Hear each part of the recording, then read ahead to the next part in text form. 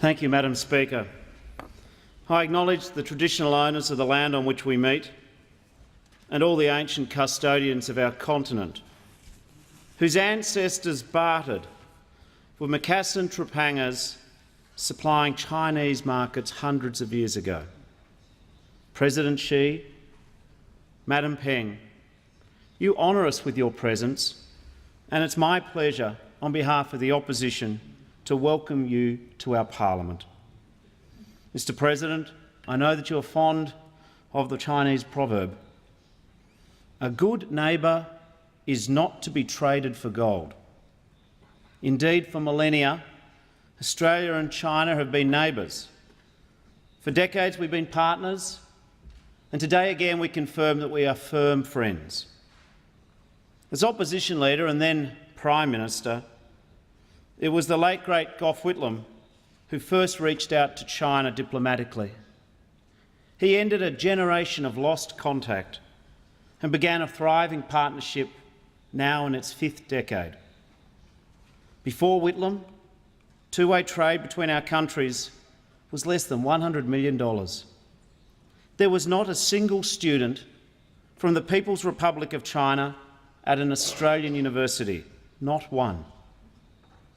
When I visited China 40 years later as part of Prime Minister Gillard's delegation, our trading relationship was worth more than $100 billion. Today, more than 90,000 Chinese students study at Australian campuses. Every generation of Chinese and Australian leadership owns a share of that success. Our world economy is more interconnected and more interdependent, and ours is a relationship of diverse and shared prosperity in tourism, agriculture, energy, services, mining and education. And today, Labor welcomes the prospect of a trade agreement between our two countries.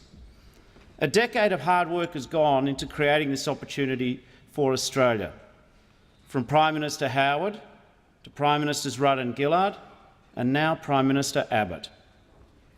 We look forward to examining the detail of the final agreement. We believe in open markets and liberalised trade, driving economic growth, creating jobs, expanding the middle class, raising living standards and eradicating poverty. We believe in bilateral agreements, and we believe also in sub-regional and multilateral trade agreements. And we believe that multilateral processes should always be open to each other, not opposed. We commend the important progress in last week's very successful APEC in Beijing. But of course our relationship runs deeper than trade. We need to keep nourishing the people-to-people links, to make life easier for students and tourists, from the flexibility of visas to the time it takes to obtain and process them. My first visit to China was in 1992 as a student backpacker. I saw firsthand the earliest stages of the powerful, remarkable transformation that we celebrate today. Your journey has been a journey from poverty to prosperity, from inwardly focused agrarian economy to global economic superpower, to international leadership.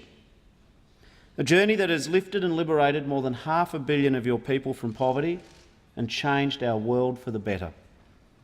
And we all take heart from the fact that decades of economic growth and trade liberalisation have encouraged the real and important advancement of human rights, political freedoms and the rule of law, and long may that continue.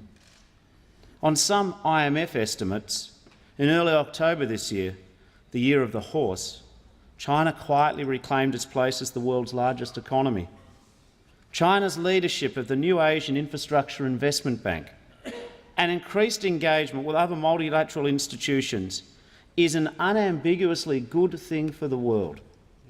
The same leadership has driven your work on counter-terrorism, combating corruption, and the generous and timely contribution you've made to the fight against Ebola in West Africa, lending vital assistance since April, including 500 trained staff. And on Wednesday, the 12th of November, you stood side by side with the President of the United States to affirm your commitment to ambitious new international action on climate change, one of the defining environmental, economic and security issues of our age. We congratulate you on your vision and your ambition, and we look forward to building a clean energy future with China. Mr President, I can assure you that I and Labor are committed to building an international relationship of mutual trust, a partnership pursuing harmony. We do not see diplomacy as a zero-sum game. We do not seek to rank one friendship at the expense of another. Mr President, Madam Peng, 70 years ago, soldiers from our two countries fought together for our national survival. We will never forget the courage and kindness of Chinese citizens locals who risked so much to provide desperately needed medicine and supplies to Australian prisoners of war on Hainan Island and elsewhere. They, along with generations of Chinese visitors and migrants, have a special place in the Australian story. Not just legendary Anzacs like Billy Singh or pioneering surgeons like Victor Chang, but more than 300,000 Chinese Australians who make our nation a smarter, richer, more diverse and more interesting destination. Many of them started their life in Australia working long hours and late shifts. Now they are small business owners and corporate leaders. They enrich our communities, and their children star at school prize givings and in our universities. Ours has always been a relationship of beneficial exchange. It was Chinese gold diggers who took back the seeds of the gum trees that you see from the train between Hong Kong and Guangzhou. 19th century miners who saw department stores in Melbourne and Sydney and created major new businesses in Shanghai and Guangzhou. Engineering graduates who've built China's world-leading solar industry, and economics graduates who are playing major roles in the discussion of your economic future reforms.